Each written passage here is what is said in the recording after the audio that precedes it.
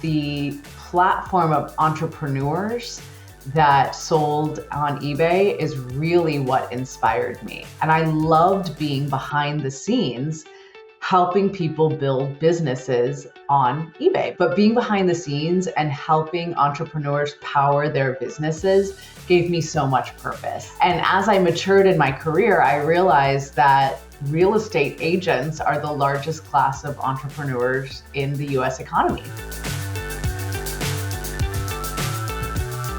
Today's episode is sponsored by TurboTenant, the all-in-one property management software that helps landlords and real estate investors run their rentals smarter, not harder. With TurboTenant, you can advertise your rental, screen tenants, create leases, track maintenance, and collect rent online anytime, anywhere, all from one easy dashboard.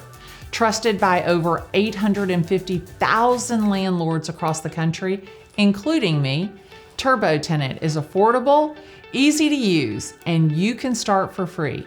Whether you have one property or 100, or you can use my code, Glennda10, to take 10% off your first year of premium. Just go to turbotenant.com/Glennda and start managing your rentals smarter, not harder. Ladies and gentlemen, welcome to this episode of Glennda's Guru. My name is Glennda Baker. I'm a real estate agent in Atlanta, Georgia, and today I am joined by Kamini Lane, the president and CEO of Coldwell Banker Realty. Kamini, welcome. Thank you. It is such a pleasure to be here. I am excited to chop it up with you today. Now, I could go on and read pages and pages and pages of all of the accolades that you have accomplished during your career. And I want you to tell my audience a little bit about you for those of them who may not recognize your name or know you in the industry. Tell us a little bit about you and how did you get into the real estate brokerage side of the business? Yeah. Well, it's a pleasure to be here. Thank you so much for inviting me on. I've been looking forward to this for a while. So yes, I am Kamini Lane. I am the president and CEO of Coldwell Banker Realty. I've been in this role for almost 3 years. And prior to that, I was the president of brokerage for Sotheby's International Realty. I actually have only been in the real estate industry for about 6 years, since 2018. And prior to that, I spent about a decade of my career in marketing and branding and in the luxury space. And I think of my Venn diagram as luxury, technology, and marketing. And it might seem kind of funny that I ended up running one of the largest brokerage brands in the US, but there is sort of a red thread from way back when, a couple years after graduating with my undergraduate degree in business from UC Berkeley, I had the opportunity to go work at eBay. So this was in the early 2000s when eBay was a super hot Silicon Valley tech company. And I went to go be part of the team to run the fashion category. And originally I took that job because it was just this really cool, sexy opportunity to work in Silicon Valley, to work in fashion, and I was early 20s. I think I was 22 years old or something like that. So it was just an amazing opportunity. But when I got there, what I realized is the platform of entrepreneurs that sold on eBay is really what inspired me. And I loved being behind the scenes, helping people build businesses on eBay, because that's, what eBay is and is fundamentally a platform for entrepreneurs. And I'm not an entrepreneur myself. I'm actually a bit more traditional, a little bit risk averse, but being behind the scenes and helping entrepreneurs power their businesses gave me so much purpose. And as I matured in my career, I realized that real estate agents are the largest class of entrepreneurs in the US economy, and typically underserved entrepreneurs. And so kind of fast forward 20 years later, when I got the opportunity to be president and CEO of Coldwell Banker Realty, it felt full circle to me that I had the opportunity to power tens of thousands of entrepreneurs like yourself to really build their businesses and reach their dreams. So that's how I kind of came to be in this position. That is so interesting. So I have to tell you, I've never heard you package it like that. I've never heard any brokerage CEO or president package it like that. They are powering entrepreneurs, and you're exactly right. That is what real estate agents are. We are our own business. We are, even though we're affiliated with this massive brokerage, we are really our own individual entities. And that is such an amazing way to supercharge Yes. the agent. And there's nothing like the network of Coldwell Banker. And not only the 55,000 agents that are Coldwell Banker Realty, but also another 50, 60,000 with Coldwell Banker affiliates. And then the brands that the Anywhere brand kind of represents. It really gives you the opportunity to see across many different platforms and really see what's working. It's interesting to me that you brought up luxury, marketing, and technology. Yeah. And how those three can work together. It's a very interesting Venn diagram, number one, because they're Yeah. very different personalities. And it's very unusual. Actually, only 9% of the U.S. population has the ability to marry those three pieces of the puzzle seamlessly. Why do you think that you've been able to do that? Gosh, that's a great question. I think part of it is just my passion. I really love all of those three things. I believe deeply in the power of marketing to build a business and to influence consumers. And I think, when you have a really strong marketing platform that's focused on value, right? The value that you as a individual agent or as a brokerage firm or as a product or a platform, the value that you're bringing to consumers, you can really influence consumer behavior. I find that to be fascinating and really, really powerful. Technology has changed the world. I mean, that's the understatement of the century, right? I mean, technology has the ability to change micro moments and economies at scale. And so I think that's really inspiring. I think we're also in a really interesting moment in time for technology. And, the luxury piece of the industry, I've worked in luxury fashion. I've worked in high-end hospitality. I have worked in luxury real estate. And I think there are components to any luxury category that are just really fun, right? Everybody loves beautiful things. But there's also a piece of the luxury sector from a business standpoint that I think is interesting because it's resilient. Luxury businesses are more resilient than mass market businesses. We see this play out in the real estate industry at scale. Luxury real estate, when we look at the global luxury business within Coldwell Banker Realty, for example, luxury real estate is outpacing the growth of the mass market really significantly. And it's because luxury real estate is insulated from a lot of the factors that are outside of our control. Economic uncertainty, interest rates, consumer sentiment, liquidity, the stock market. Those are things that really affect people's ability to buy and sell homes. And the luxury segment of consumers is insulated from that. We see more all cash purchases, for example, in the luxury sector than we do in mass market. And obviously interest rates are one of the things that affect our industry the most. And so for me, to get back to your question, why do I have that as my Venn diagram? Part of it is just my passion and my interest. And then another piece of it is what I've spent my time on, because I really believe that kind of trifecta has the ability to move markets. I love that. I have a podcast interview that I'm doing at Emory University on Thursday. I went on a listing presentation, and when I sat down with the seller and I was talking her through storytelling and reverse engineering into the buyer avatar and how to appeal to that buyer avatar and what was their consumer behavior. Mm-hmm. And I was going through my listing presentation, and she's like, I've never heard a real estate agent kind of talk about consumer behavior or buyer avatar.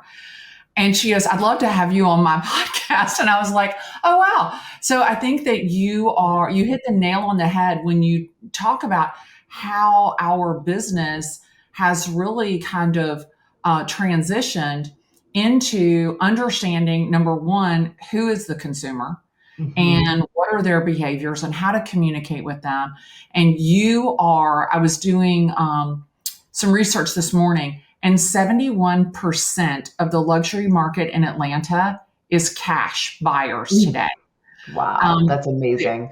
Yeah, there's more what we would call in Atlanta luxury real estate under contract right now than there has been in the last 3 years. And I think that what you're saying is that buyer is insulated from the things that are impacting the everyday buyer and seller: prices, Absolutely. interest rates, tariffs, job insecurity, those things that just your everyday buyer and seller are impacted by, that luxury buyer is very insulated from. Yep, absolutely. So let me ask you a question. You got thousands of agents. Mm-hmm. How do you make it feel? How do you make the culture thrive? How do you make it feel like a community of, and not that just agents don't get lost? How do you keep them from feeling lost? Yeah, that's a great question. I think one of the things about culture is that it has to be consistently reiterated, in terms of what the culture is. And I think our culture at Coldwell Banker Realty is really unique because we blend 119 years of history and heritage. We were founded on a foundation of ethics and integrity 119 years ago, but we blend that with innovation. And we're the only real estate brand that can claim history, heritage, and innovation. 119 years of history and consistently winning awards for best use of AI, best technology product in real estate, innovating and applying cutting edge technology into our everyday workflows. So I think knowing what the culture is, that we are a brand that blends history, heritage, and innovation, and we are a brand that stands for doing the right thing, that we hold true to our foundation of ethics and integrity, and that we are a brand that feels like home to people. Reiterating that really consistently, I think, is the first step, so that everybody has a sense for what that culture is. And I spend a lot of my time with agents, either, in virtual meetings or in person. I mean, this week is a great example. I was on with 175 agents in Central Florida at 8 o'clock in the morning. Yesterday, I was on with 100 agents in another one of our markets. I am flying to an agent success celebration tomorrow night. I'm taking a red eye at 11:30 p.m. to spend time with a couple hundred of our top agents across the Eastern Seaboard. So being present, either virtually or, physically in 3D, reiterating what our culture is, creating moments of celebration for our culture, investing in it, and having it be something that feels true and real and tangible, and really controlling those outliers. When we have agents that are not representing our culture, or when we have leaders that are not representing our culture, we do something about that. And so not only are we consistent about what the culture is, not only do we take time and invest resources in celebrating our culture, but we protect it too. I would agree with that. And we are very, very good at making sure that the agents that represent Coldwell Banker are an extension of the brand, the best extension of the brand. And I love that. Now, I would be remiss if I did not talk a little bit about the past few weeks and how historic they have been in the real estate industry. Mm-hmm. And you're at the center of it. How have you experienced this moment, and how do you think that your leadership style and your leadership skills have kind of helped keep the waters calm? Yeah. So obviously you're talking about the merger between Compass and Anywhere Real Estate. It really is historical. I think that's a great way to put it. It's change is scary. It is scary to people, and I think human nature is to be reactive to change in the first instance, and then to kind of broaden our aperture and understand that change brings opportunity. It's funny. I took my daughter for ice cream yesterday after school, and she's got the third grade talent show coming up in a couple of weeks, and she said she's nerve sighted, and we're kind of like in a crowded mall, and I was like, nerve sighted. I kind of didn't hear her. I was like, what do you mean you're nerve sighted? She said, I'm nervous, but I'm also excited. And then we got into this big debate about whether or not nerve sighted was actually a word in the dictionary. And I said, you know what? I think we should add nerve sighted to the dictionary, because it really captures that feeling that comes with big change, that everybody's nervous when they hear big news, right? Whether it's good, bad, or indifferent, there's just a feeling of anticipation that comes from something that you didn't know was happening. And then the excitement kicks in, and you can feel both at the same time. So, I thought nerve sighted was a really good way of capturing that sentiment.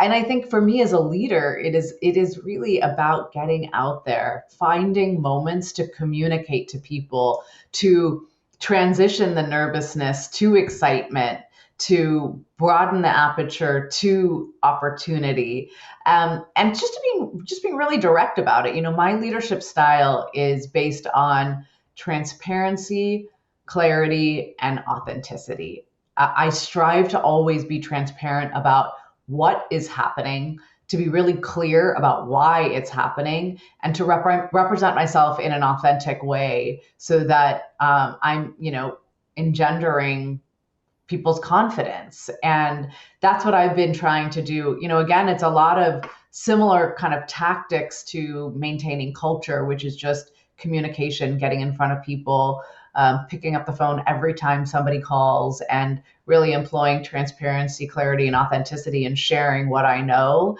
and in trying to kind of calm the waters when we don't have all the answers. I think that is so critical.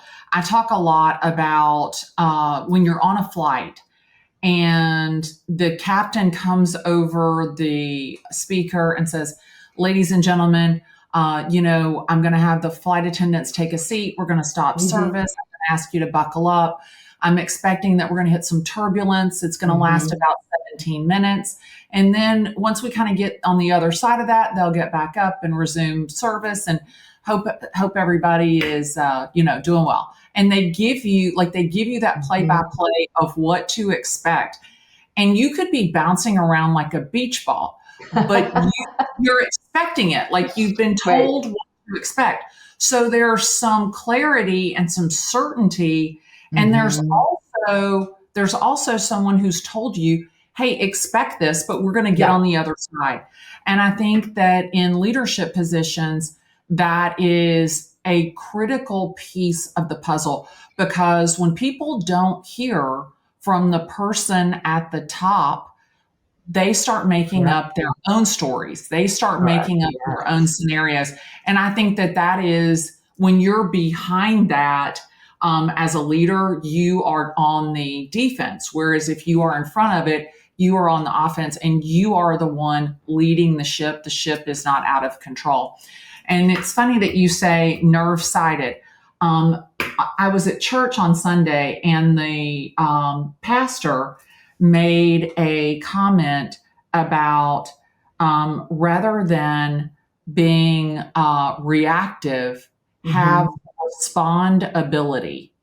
And I don't think that that's a word either, but I loved the ability to respond in a Mm. measured way and how critical that self talk is and how that changes the ultimate ending of the story.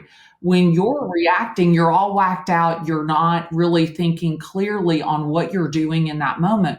Whereas if you take a moment and you pause and you have the ability to respond in measured steps, it gives you it's almost like a U-turn. It gives you a much clearer path to make the right decision.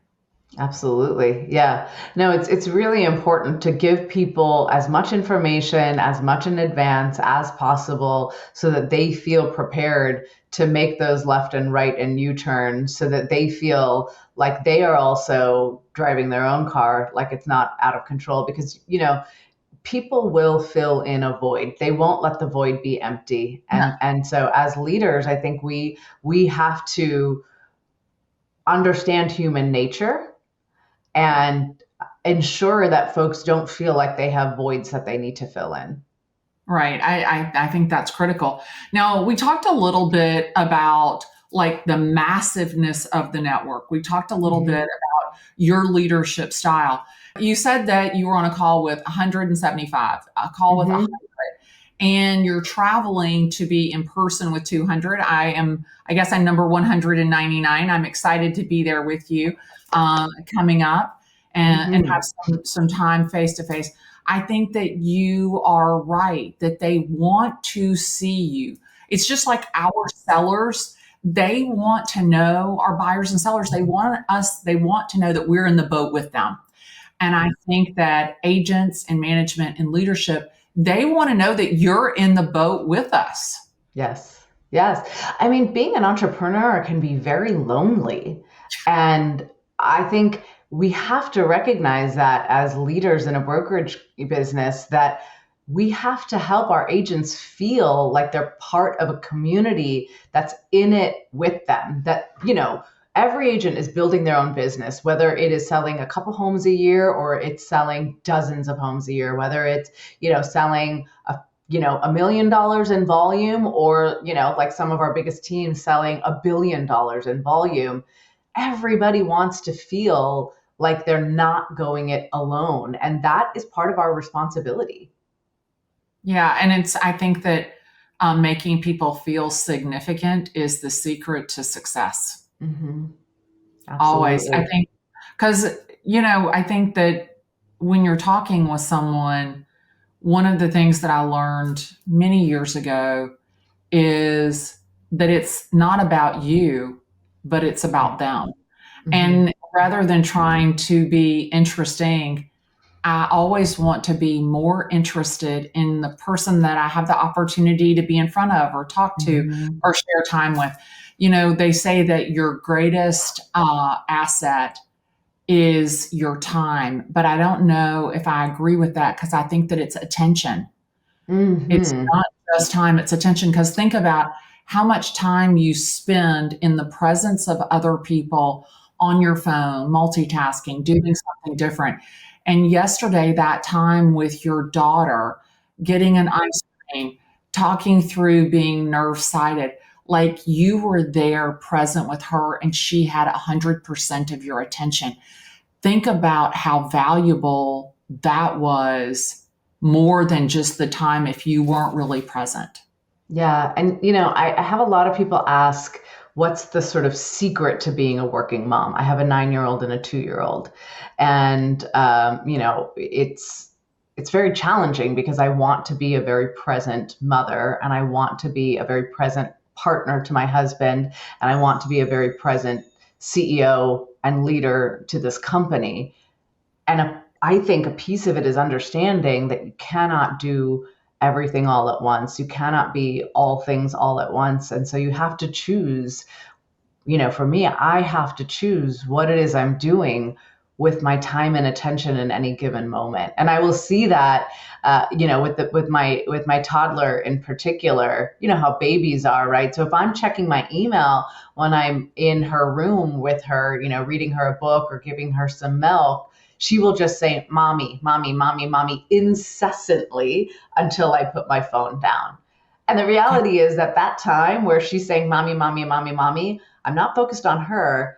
And I'm sure as heck not really focused on whatever email I'm looking at in my phone, right? Because she's there in my ear. And so it's such a better use of time to just focus on her, give her attention. With my girls, I call it filling up their love tank. Fill up their love tank and then go back and get some work done. The divided attention is almost immediate diminishing returns.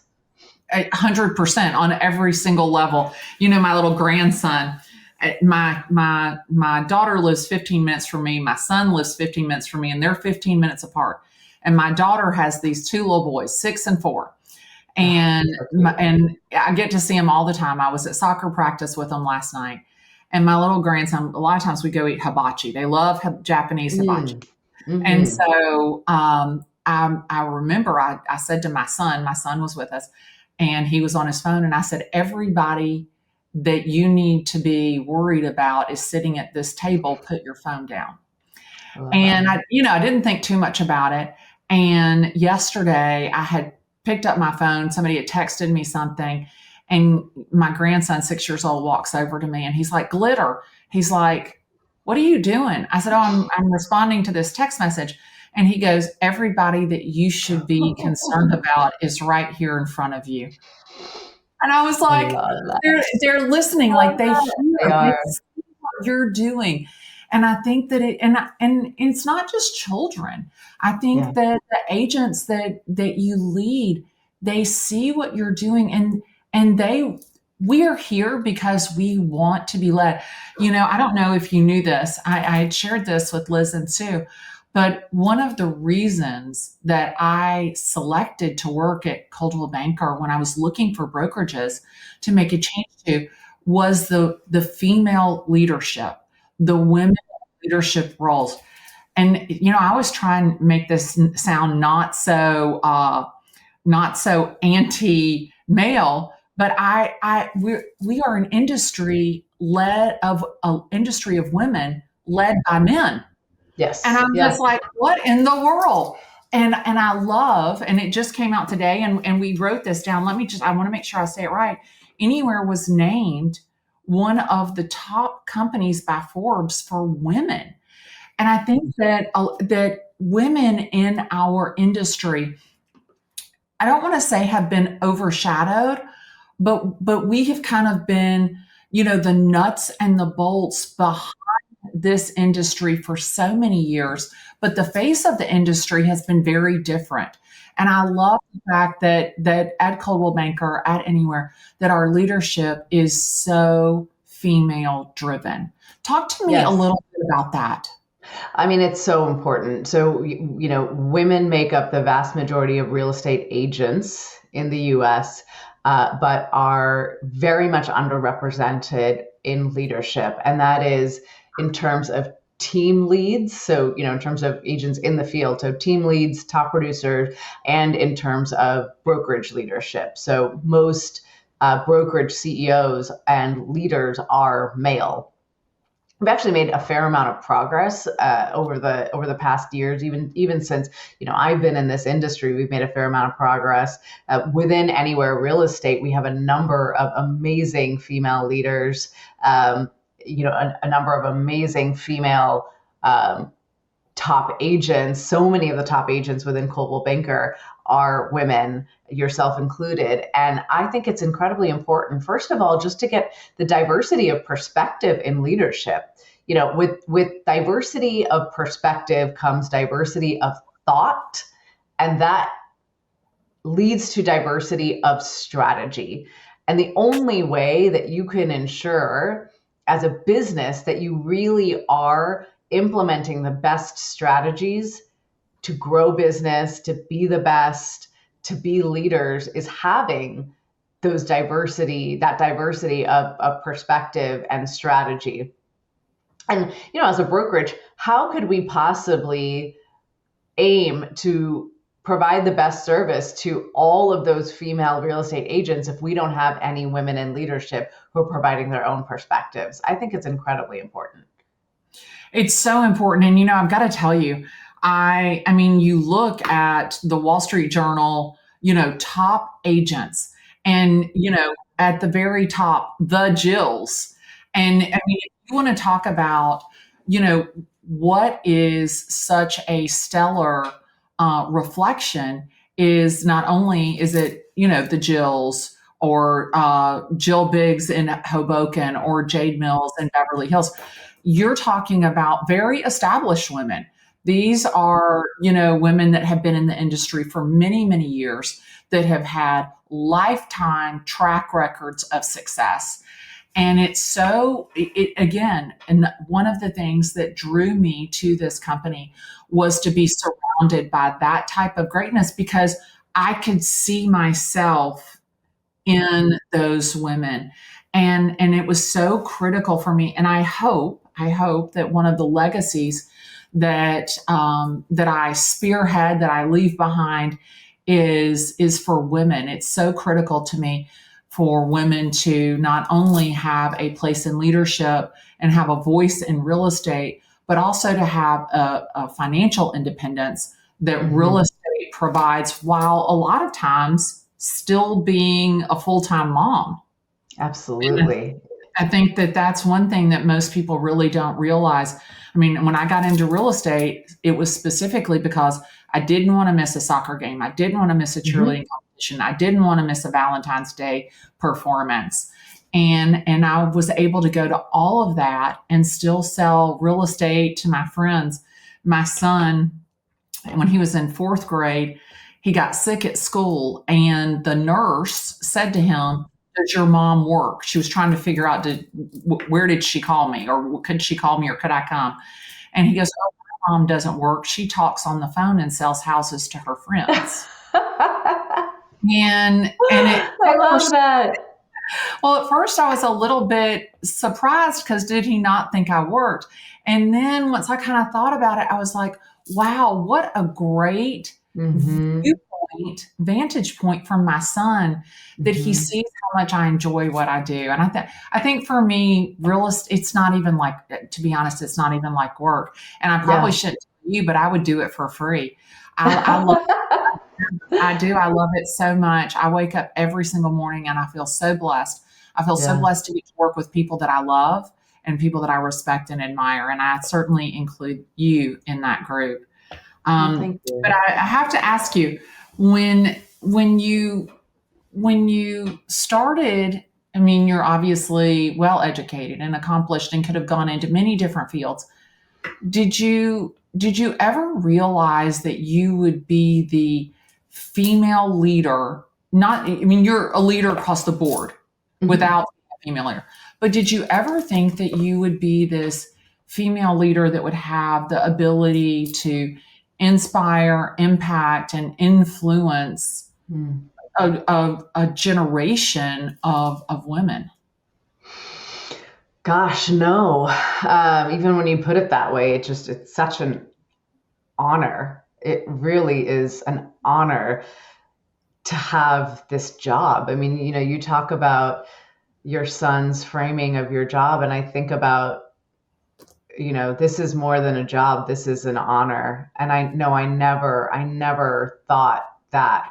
There was no kind of master plan to be in this role. And in fact, when I got into the real estate industry, it was because I had a tech background. I went to work at Compass. That was my very first job in real estate.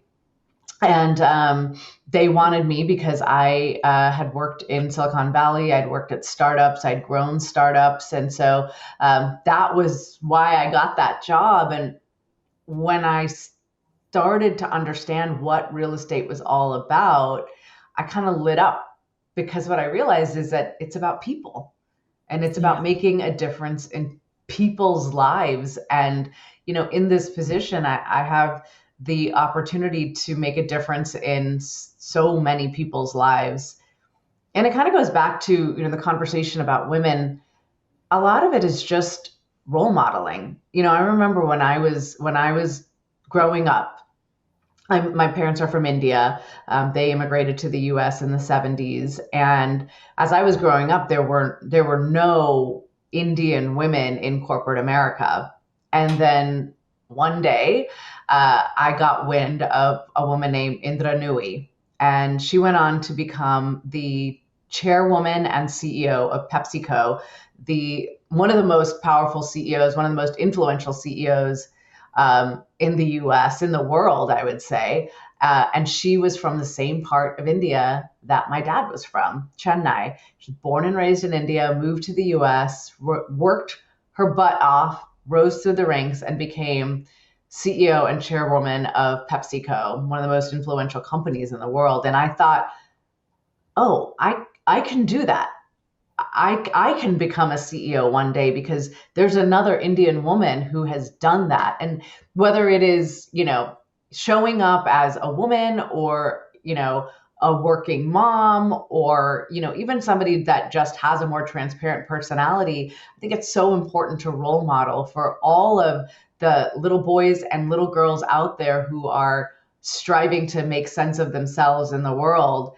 And I think the other piece of it is just, you know, it's hard to get a seat at the table, right? You know that you are in such an elite group of business production. It's hard to get a seat at the table, and so sometimes the best thing that we can do when we have these positions of leadership is pull out a chair for someone else and give them a seat at the table. Yeah, that's so true. I am working on just a women's focused community, and I want to do everything that I can to make room at the table for excellence. And just Mhm. it's so critical to me. And I think that there's so much opportunity that's untapped. And I think that a lot of times we think if you haven't had the opportunity to see someone like you did, who was so similar to you, Mhm. succeed, would that opportunity have forever escaped you? Mhm. And I Yeah. think to myself, I remember my little daughter, Victoria, her dad is from Peru. And so she looks very Latin. And I remember we had moved and she was going to a new school, and it's the first day on the bus. And she gets on the bus and she goes to school, and she comes home and she gets off the bus. And of course, I'm nervous. I want to make sure that she found a friend. We didn't know anybody.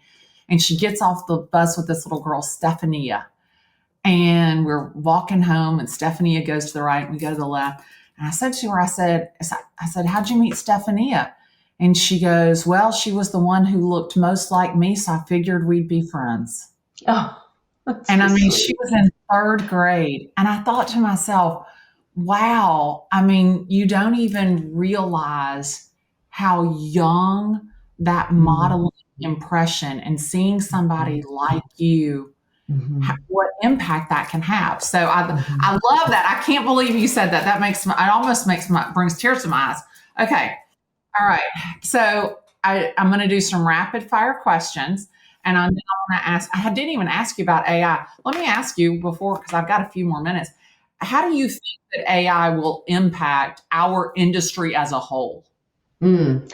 Yeah, I think AI has the ability to make real estate agents much more efficient. And I think, listen, I think at the end of the day, there is AI is not going to disintermediate the agent, right? AI is not going to make the agent go away because buying and selling a home is the most important emotional and financial decision of most people's lives. And human beings will never trust that to artificial intelligence. There has to be a human at the center of it. However, or I guess I should say, and AI can make you faster. It can free up time so that you can stay in your zone of genius, right? For most agents, your zone of genius is not, um, you know, putting together comps or writing a listing description. It's connecting a buyer and seller. It is helping a buyer realize that they don't actually want a home with a pool. They want a home in a great school district. Helping a seller realize that now is the time to sell. And yes, actually, you do need to stage your home, right? So AI is going to be the tool that helps agents free up their time to focus on their zone of genius and it's going to take care of the high time, low impact tasks so that you can stay in your zone of genius. Yeah, I love that. And I have to tell you, one of my favorite sessions at Gen Blue was the AI Innovator Awards.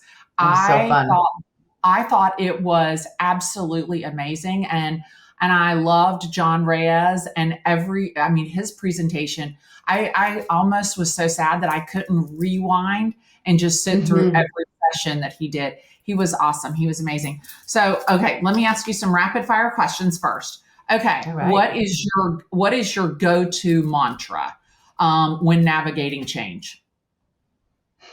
My go-to mantra when navigating change. So this, I know you said rapid fire, but I got to tell a story. Is that okay? You go right ahead. So You're during the the president and pandemic, CEO. Am I going to tell you no? so during the pandemic, it was hard, right? Just this, especially in the beginning of the pandemic, this industry was really, really, really challenging. And I was with my daughter. She was 3 or 4 at the time, and I was having just like a down in the dumps moment. Like, oh gosh, work is so hard. I'm so tired. Life is so hard. We're stuck indoors. And she looked at me and she said, "Mommy, sometimes you just got to get the work done." It's the truth. So it's the truth. And I'll tell you, in really challenging times, I think back to that moment and I just say, girl, sometimes you just got to get the work done. I love it. I love it. Mine is the road is paved with dead squirrels that fail to make a decision. Don't be Oh, roadkill. so good. I love that. I love Hashtag that. don't be roadkill. Okay. Oh my gosh. Most underrated leadership skill. Listening. You Listening. gotta listen. If you don't listen, you are stuck in an echo chamber, and leaders have to be decisive to your point about roadkill. If you're not listening, you're inevitably going to make bad decisions. Yeah. Yeah. And then a lot of times they like to listen to themselves talk. It just kills me. Indeed. Um, Yeah. okay. Favorite part of your morning routine? Oh, my first cup of coffee. I should say something about giving my kids a kiss good morning, but no, it's my first cup of coffee. How do you drink your coffee? So I have an espresso machine. So I do appreciate efficiency. I have an espresso machine, and I do put the little pod in. I do 2 shots of espresso, and then I heat up oat milk. I put I have this little like spice mix. So I put a little bit of sugar, a little bit of spice mix, a little bit of oat milk, and I stir it up really good so it gets a little frothy. And I have a heated mug. I've got my corksicle heated mug so it stays hot. It's definitely my morning ritual. And do you have a place in your home? I'm assuming you drink it at home, correct? Yeah. Hmm. And do you have Yeah. a place in your home that's like your place to enjoy your coffee the most? My office. Yeah. I have a home office. It's a home office that also doubles as our spot where we have our Peloton and our guest room. So there's a Murphy bed in it. So it's a multi-use spot. But in the mornings, it's all mine, and the sun comes in, and I've got a beautiful view. I live in Los Angeles, but I actually live in kind of a hilly region. So I've got 20-foot trees outside my window. So this is my little oasis to start the day. I love it. What time do you wake up? It depends on the day. Sometimes. So I live in LA. Coldwell Banker is based in Madison, New Jersey. So it really is all over the place. I would sometimes I'll have six meetings at 6:30 in the morning, so I'll have to get up early, and sometimes I start later. So when I start later, I like to sleep in a little bit till like maybe 7:30 or something, just to get those extra winks. If if sleeping was an Olympic sport, I would be Michael Phelps. I mean, I am a very good sleeper, knock on wood. So I can wake up at 6:30 one day and I can wake up at 8:30 the next day. Oh, that is such a gift. I'm going to pray that you keep that for the rest of your life. That is not my I hope superpower, so. but that's okay. We can't all sleep well. Let's see here. One piece of advice for women in leadership. Advocate for yourself. I think it's really important to think about collecting proof points of impact. So seeking out opportunity seeking out opportunity to make an impact, being able to collect those moments of impact, and then advocating for yourself using the proof of the impact that you've made. Oh, I love that. Oh, I love that so much. Okay. So, my last question, and it's not rapid fire. What do you want the legacy of your leadership to have etched in the real estate industry? Gosh, that's a great question. Listen, this is an incredibly honorable profession. Being a real estate agent is such an honorable profession. The impact that real estate agents have on their clients is profound. Real estate professionals help their clients find home and find security and build financial stability and unlock financial stability. And I don't know anyone, including myself, who can buy or sell their own home. So people need agents. And there's been so much negative chatter about our business, whether it's, the proliferation of reality TV shows, which I think really distort what the, day-to-day of the business is, or whether it's, the news cycle that happened with the lawsuit in 2024. I think all of that chatter has really distorted the core of this business, which is it is an honorable profession that makes a profound impact on people's lives. And, if I have a legacy, it is bringing that to the forefront. Yeah, I think that people don't really realize we broker what is usually someone's largest single investment, where they will spend the most time of their Mhm. lives and where they will raise their children. I have a tagline, and it is, we provide the backdrop, you create the memories. Ah, Because every picture is in front of the fireplace, on the front mhm, step, that your home really is where you do life. mhm, And I want people to know that you're exactly right. It is an honorable profession that not everyone can do well. And the best real estate agents are highly undervalued, and the worst real estate agents are highly overpaid. So it's definitely an interesting industry. Kamini, mhm. I have to tell you, I was not exactly sure what to expect with this time together. We obviously, I've known you because you lead my company, and we've had the opportunity to meet, but I haven't had the opportunity to spend quality time with you. And I want to thank you so much for your time and your talent and spending your hour with me today. Ladies and gentlemen, my name is Glennda Baker. I'm a real estate agent in Atlanta, Georgia, and today I had the honor and the pleasure to be joined by Kamini Lane, the president and CEO of Coldwell Banker Realty, on this episode of Glennda's Guru. And as I always say, send me a text, tag me in a post, give me a call. That's what I love the most, because I love the opportunity to talk real estate with you today. See ya.